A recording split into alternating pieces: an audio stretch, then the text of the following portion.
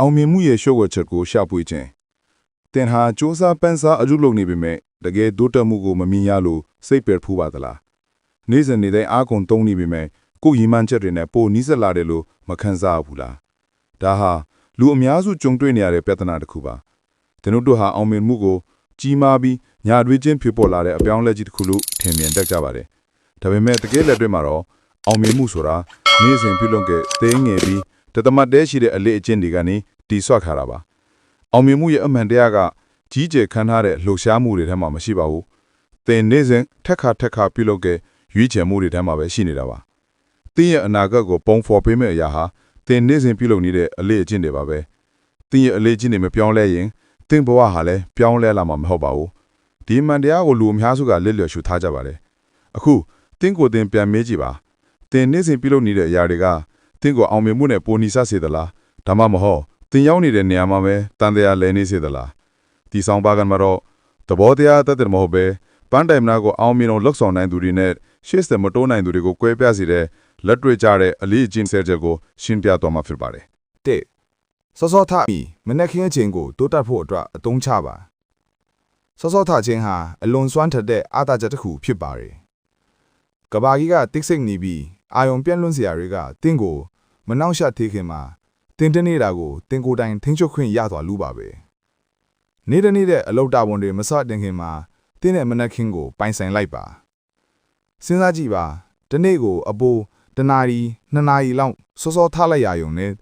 တလမှာအပိုးနာရီပေါင်း60နီးပါဒီနေ့မှာအပိုးတစ်ပတ်လုံးရောက်မှဖြစ်ပါတယ်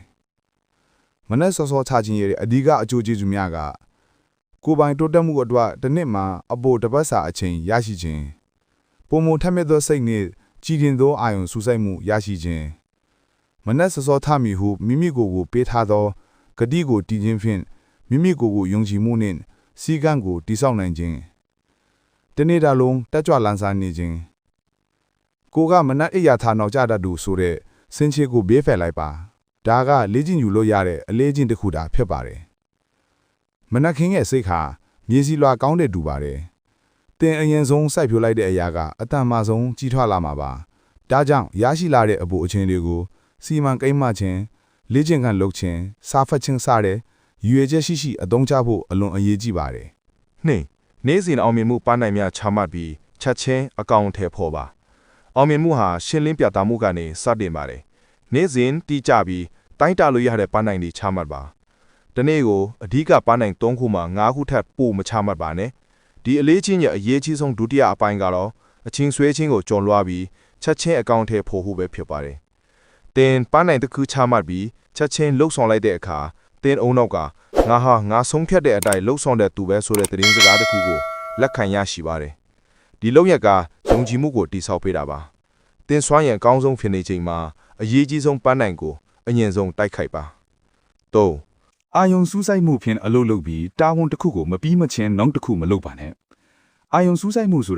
ာတာဝန်တစ်ခုကိုပြီးဆုံးတဲ့အထိအာယုံမပြန်လွင့်ပဲအပြည့်အဝအာယုံဆိုင်လှုပ်ဆောင်ခြင်းကိုဆိုလိုပါတယ်မျက်မှောက်ခေရဲ့အာယုံပြန်လွင့်စရာတွေကတင့်အာယုံစူးစိုက်မှုကိုဖျက်ဆီးနေပါတယ်အောင်မြင်မှုဟာအလုတ်စတင်သူတွေကိုစုချတာမဟုတ်ပဲအဆုံးသတ်နိုင်သူတွေကိုသာစုချတယ်ဆိုတာကိုအလေးထားရပါမယ်မပြီးပြတ်သေးတဲ့အလုပ်တွေဟာတင့်စွမ်းရင်ကိုစော့ပြူနေတဲ့စိတ်ပိုင်းဆိုင်ရာဝန်ထုတ်ဝန်ဘူးတွေလိုပါပဲဒါတွေကတင့်ကိုလေးလံစေပြီးရှေ့ဆက်မတိုးနိုင်အောင်ဆွဲထားပါတယ်တာဝန်တစ်ခုကိုအဆုံးသတ်လိုက်တဲ့အခါတင်ဟာပေါ့ပါသွားပြီးရှေ့ဆက်ဖို့အရှိန်ဟုန်အသက်ကိုရရှိပါတယ်ဒါအပြင်အရေးသွေးမြင့်မာတဲ့ရလက်ကိုလည်းထုလုပ်နိုင်ပါတယ်နေ့စဉ်မိမိကိုစီကံတတ်မှတ်ပြီးစင်ချေတွေကိုဘေးဖယ်ပါစီကံ discipline ဆိုတာတင်ရပစ္စုပန်နဲ့တင်ဖြစ်ချင်တဲ့အနာဂတ်ကိုဆက်သွယ်ပေးတဲ့တရားတစ်စင်းပါစီကံမရှိရင်အကောင်းဆုံးအစီအစဉ်တွေတောင်ပျက်စီးသွားနိုင်ပါတယ်စီကံဆိုတာတခြင်းတစ်ခါကျင့်သုံးပြီးမိထားကိုရတဲ့အရာမဟုတ်ဘဲနေ့စဉ်နေ့တိုင်းရွေးချယ်ရမယ့်အလေးအကျင့်တစ်ခုဖြစ်ပါတယ်ကျွန်တော်တို့ဟာလွယ်ကူတဲ့လမ်းကိုရွေးချယ်ဖို့အမြဲတမ်းတွေးဆောင်ခံနေရပါတယ်ဒါပေမဲ့ဒီနေရာမှာအရေးကြီးတဲ့အမှန်တရားအခုရှိနေပါတယ်လွယ်ကူတဲ့ရွေးချယ်မှုတွေကခက်ခဲတဲ့ဘဝကိုဖန်တီးပေးပြီးခက်ခဲတဲ့ရွေးချယ်မှုတွေကလွယ်ကူတဲ့ဘဝကိုဖန်တီးပေးပါတယ်ဒီစကားစုလေးကတက်တောင့်တက်တာရှိမှုကိုရှာဖွေတတ်တဲ့ကျွန်ုပ်တို့ရဲ့တွေးခေါ်ပုံကိုပြောင်းပြန်လန့်လိုက်ပါတယ် နိုးဇာကိုပေးပြီးဆက်အိတ်တ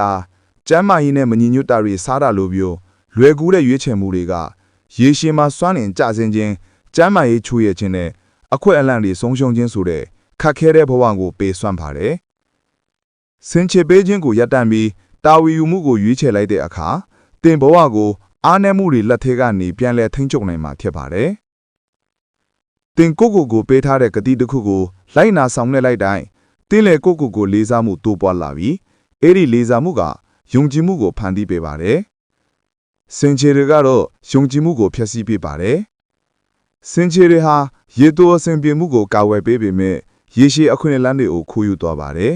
။စီကံဆိုတာတင်းလေအလားလာအိုတင့်ကိုယ်တိုင်လေးစားခြင်းတစ်မျိုးပါ။ဒါဟာယာယီတစ်တဲ့စိတ်အားထက်သန်မှု motivation တက်ပို့ပြီးအားကိုးတိုက်ပါတယ်။စင်ချေတွေကိုတင်းတဲ့ပေါ်မှာအာနာမရှိတော့ဘူးလောက်ဒီနည်းပဲဆုံးဖြတ်ချက်ချလိုက်ပါ။နာနေ့စဉ်အတစ်တစ်ခုကိုလေ့လာပြီးတင်အုံနောက်ကိုဖွံ့ဖြိုးအောင်လုပ်ပါ။အောင်မြင်သူနဲ့တာမန်လူကိုကွဲပြားစေတဲ့အရာကနေ့စဉ်တင်ယူခြင်းပါပဲ။တင်ယူခြင်းဟာစာအုပ်ဖတ်ခြင်း audio book နားထောင်ခြင်းဒါမှမဟုတ်အောင်မြင်သူတွေရဲ့ဘဝဇာတ်ကြောင်းတွေကိုလေ့လာခြင်းတို့လိုရိုးရှင်းတဲ့ပုံစံနဲ့လည်းဖြစ်နိုင်ပါတယ်။နေ့စဉ်တင်ယူခြင်းကစိတ်ကိုထက်မြက်စေပြီးတကယ်အရေးအချင်းပေါ်အခြေခံတဲ့ယုံကြည်မှုကိုတိဆောက်ပေးကလင်မြန်စွာပြောင်းလဲနေတဲ့ကဘာကြီးနဲ့လိုက်လျော်ညီတွေဖြစ်အောင်ကူညီပေးပါတယ်။ဒီအချက်ကိုအမြဲတည်းရပါ။အသိပညာအသစ်ကြောင့်ကျဲပြန့်သွားတဲ့စိတ်ကဘယ်တော့မှသူ့ရဲ့မူလအရွယ်အစားကိုပြန်မရောက်တော့ပါဘူး။ရရှိလာတဲ့အသိပညာကိုဉာဏ်ပညာအဖြစ်ပြောင်းလဲနိုင်ဖို့လက်တွေ့အသုံးချဖို့မမေ့ပါနဲ့။6. နေ့စဉ်အခက်ခဲများကိုကြော်လွှားပြီးအောင်မြင်မှုနဲ့ပုံမနီးစပ်အောင်လုပ်ပါ။အောင်မြင်မှုဆိုတာပြဿနာတွေမရှိခြင်းမဟုတ်ပဲထိုပြဿနာတွေကိုကြော်လွှားနိုင်စွမ်းရှိခြင်းဖြစ်ပါတယ်။အခက်ခဲတွေကိုတင့်ကိုပုံမတန်မာစေပြီးတင့်ရဲ့ဂတိကဝတ်ကိုစမ်းသပ်တဲ့အခွင့်အလမ်းတွေအဖြစ်ရှုမြင်တဲ့စိတ်နေစိတ်ထားကိုပြောင်းလဲမွေးမြူရပါမယ်။အရေးကြီးတဲ့အချက်တစ်ချက်ကတော့အခက်ခဲတွေဟာအောင်မြင်မှုကြီးမရခင်မှာပေါ်လာတတ်တာပါပဲ။လူအများစုဟာအောင်မြင်မှုနဲ့အနည်းဆုံးရောက်နေခြင်းမှာလက်လျှော့သွားကြပါတယ်။အခက်ခဲတစ်ခုနဲ့ကြုံတွေ့ရတဲ့အခါရှေ့ဆက်တိုးနိုင်ဖို့အတွက်တင်လှုပ်ဆောင်နိုင်တဲ့နောက်တစ်လမ်းကိုသာအာရုံစိုက်ပါထိုခြေလမ်းကဘလပဲတင်းငင်နေပါစေရှေ့ဆက်တွားနေဖို့ကသာအရေးကြီးဆုံးပါပဲခွန်ခန္ဓာကိုယ်ကိုနေ့စဉ်လေ့ကျင့်ခန်းလုပ်ပြီးစွမ်းအင်နဲ့အာရုံစူးစိုက်မှုကိုမြင့်တင်ပါခန္ဓာကိုယ်ကျန်းမာကြံ့ခိုင်မှုနဲ့စိတ်ပိုင်းဆိုင်ရာစွမ်းဆောင်တွေဟာတိုက်ရိုက်ဆက်ဆံနေပါတယ်တင့်ခန္ဓာကိုယ်ဟာတင့်အောင်မြင်မှုရဲ့အခြေခံအုတ်မြစ်ပါပဲစွမ်းအင်ဟာအောင်မြင်မှုရဲ့ငွေကြေးဖြစ်ပါတယ်စွမ်းအင်မရှိရင်ဘာမှလုပ်လို့မရပါဘူးနေ့စဉ်လေ့ကျင့်ခန်းလုပ်ခြင်းရဲ့အဓိကအကျိုးကျေးဇူးတွေကတော့စွမ်းအင်နဲ့ခန္ဓာရည်ကိုတိုးမြင့်ပေးခြင်းစိတ်ပိုင်းဆိုင်ရာအာရုံစူးစိုက်မှုနဲ့ကြည်လင်ပြတ်သားမှုကိုမြင့်တင်ပေးခြင်းစိတ်ခံစားချက်ကိုကောင်းမွန်စေပြီးစိတ်ဖိစီးမှုကိုလျှော့ချပေးခြင်းစီကန်းနဲ့စိတ်ဓာတ်ကြံ့ခိုင်မှုကိုအားကောင်းစေခြင်းအချိန်မရှိဘူးဆိုတာစင်ကြယ်တစ်ခုသာဖြစ်ပါတယ်အမှန်တကယ်ကတော့ဒါဟာဥစားပေးမှုရဲ့ပြဿနာပါလေ့ကျင့်ခန်းလုပ်ခြင်းကတင့်ရဲ့အချင်းကိုပြန်လေးပေးဆက်မှာဖြစ်ပြီးပုံမမြင်မာတဲ့စွမ်းဆောင်ရည်ကိုဖန်တီးပေးပါလိမ့်မယ်ရှစ်တင့်ကိုအကောင်းဆုံးဖြစ်အောင်တွန်းအားပေးသူတွေနဲ့သာပေါင်းသင်းပါတင်းအချိန်အများဆုံးပေးတဲ့လူတွေကတင်းထင်ထားတာထက်ပိုပြီးတင်းရဲ့အနာဂတ်ကိုပုံဖော်ပေးနေပါတယ်တင်းရဲ့ပတ်ဝန်းကျင်ကလူတွေဟာတင်းရဲ့ဆန်နှုံးတွေအလေးအကျင့်တွေနဲ့မျှော်မှန်းချက်တွေကိုတတ်မှတ်ပေးပါတယ်တင်းရဲ့အမားတွေကိုလက်ခံပြီးပြင်းကြီးမှုကိုအားပေးရဲ့တသက်ရှိတဲ့ဆက်ဆံရေးတွေနဲ့တင်းရဲ့အကောင်းဆုံးပုံစံကိုမြင်ကျင်လို့စင်ခေါ်မှုတွေပေးတဲ့ဆက်ဆံရေးတွေကြားမှာကြီးမားတဲ့ကွာခြားချက်ရှိပါတယ်တင်းထက်သားတဲ့တင်းကိုပိုကျူးစားလာအောင်တွန်းအားပေးတဲ့လူတွေနဲ့တင်းကိုတင်ဝန်းရံထားပါတိုးတက်မှုဆိုတာတင်းကိုတသက်ထက်စေတဲ့လူတွေစီကလာတာမဟုတ်ပါဘူးတင်းကိုပုံမမြင်မှာအဆန်နှုံးတွေစီတွန်းပို့ပေးတဲ့လူတွေစီကသာလာတာပါဒါအပြင်မှန်ကန်တဲ့လူတွေနဲ့ဝန်းရံခြင်းကတာဝန်ယူမှု accountability ကိုတိဆောက်ပေးပါတယ်တခြားသူတွေကတင်ဆက်စ조사နေမယ်လို့မျှော်လင့်နေတဲ့အခါအရှုံးပွဲဖို့ပိုခက်ခဲသွားပါတယ်ဒီလိုပင်ပန်းတာတာဝန်ယူမှုကတင်းရဲ့အသွေးစိတ်ထဲကစီကံကိုပိုမိုခိုင်မာစေပါတယ်တင်းရဲ့အချိန်နဲ့စွမ်းအင်ကိုဘယ်သူတွေနဲ့ယဉ်နှီးမြှုပ်နှံမလဲဆိုတာကိုရွေးချယ်ပါလူတချို့ကတင်းရဲ့စွမ်းအင်တွေကိုစုပ်ယူပြီးပင်ပန်းနွမ်းနယ်စေပါတယ်တချို့ကတော့တင်းကိုအားရင်ပြေဝပြီးတက်ကြွစေပါတယ်တင်းပြုလုပ်တဲ့ဆက်ဆံရေးတယောက်တိုင်းကတင်းကိုရှေ့သို့တွန်းပို့နေသလားဒါမှမဟုတ်နောက်ပြန်ဆွဲနေသလားဆိုတာကိုစမ်းစစ်ပ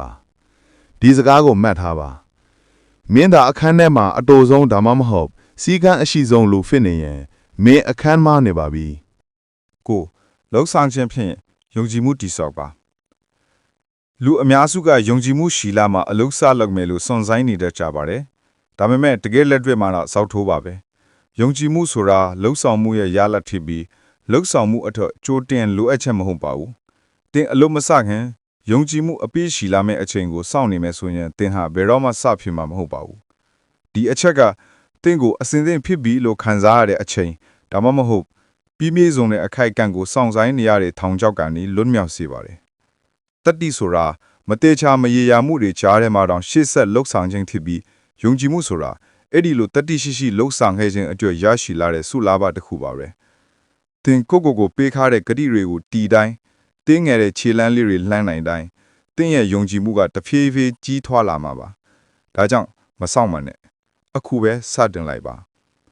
ယုံကြည်မှုဆိုတာလှုပ်ဆောင်ခြင်းကနေကြီးထွားလာတာပါတင်းချေတလန်းလမ်းမိုက်တိုင်းတင်းကိုတင်အရေးချင်းရှိကြောင်တက်သေးပြရရောက်သီးအဲ့ဒီတက်သေးကပိုခိုင်မာတဲ့ယုံကြည်မှုကိုတိဆောက်ပေးပါတယ်ဆယ်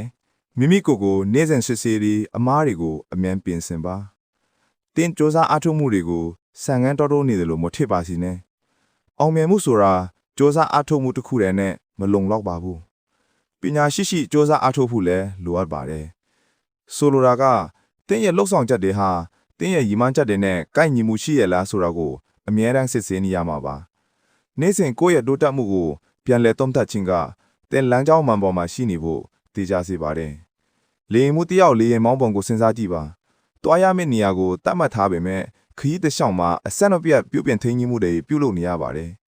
အဲ့ဒီလိုပြုပြင်ထိန်းကြီးမှုတွေမရှိရင်လေရင်ဟာလမ်းကြောင်းလွဲသွားမှာတည်ကြပါတယ်တင်းလဲထူနီး၎င်းမှာပဲနေ့တစ်နေ့အဆုံးမှာတင်လှုပ်ဆောင်ချက်နဲ့တိုးတက်မှုကိုပြန်လည်သုံးသပ်ပြီးလမ်းကြောင်းလွဲနေပါကတင်းရဲ့လမ်းကြောင်းကိုအမြန်ဆုံးပြန်လည်ပြင်ဆင်ပါတင်းရဲ့ဤမှန်းချက်တွေကလည်းထိုနည်း၎င်းပါပဲနေ့စဉ်စစ်ဆေးမှုမရှိရင်တင်ဟာလမ်းကြောင်းလွဲနေတာကိုသတိမထားမိပဲအချိန်တွေကုန်ဆုံးသွားနိုင်ပါတယ်ဒီအလေးကျင့်ရဲ့အရေးကြီးဆုံးအပိုင်းကတော့ပြင်ဆင်မှုရဲ့အရှိန်ပါပဲ